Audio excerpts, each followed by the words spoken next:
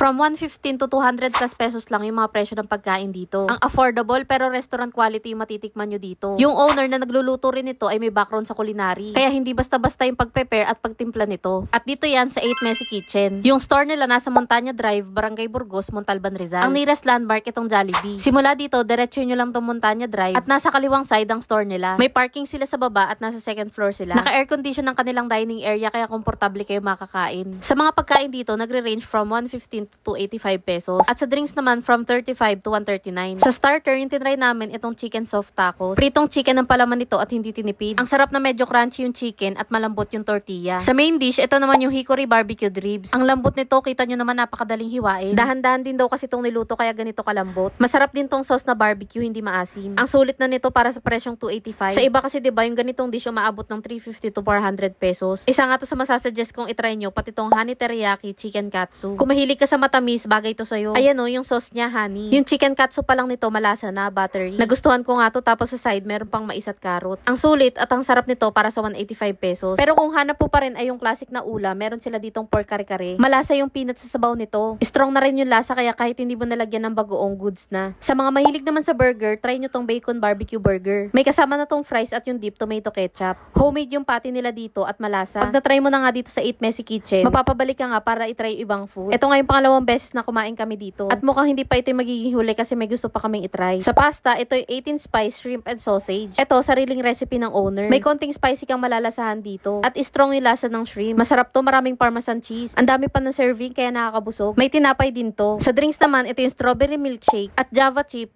Medyo malapot to kasi nahaluan pala nila ng ice cream. Itong drinks nga ay dessert na rin. Matamis kaya masarap inumin pagkatapos kumain. Siya nga pala guys, kung hindi kayo makakadayo dito, pwede kayong umorder online at mag-message lang kayo sa kanilang Facebook page. Yung store hours nila simula 12 noon hanggang 10 PM. At dagdag ko lang din kung meron kayo paparating na okasyon, pwede rin kayo maka-order sa kanila ng mga food trays. Hindi nga kayo mapapaya sa mga bisita nyo sa sarap ng food nila. Kaya sa mga naghahanap ng kainan dito sa Montalban na may quality food, try nyo na rin dito sa 8 Messy Kitchen.